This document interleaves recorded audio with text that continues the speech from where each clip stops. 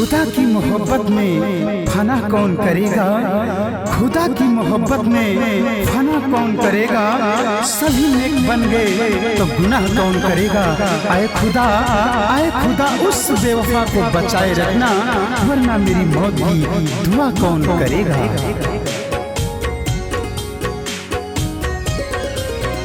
दिल लेके जात बारू कैसे जिएब हम, दिल लेके जात बारू कैसे जिएब हम, दिल लेके जात बारू कैसे जिएब हम, दिल लेके जात बारू कैसे जिएब हम।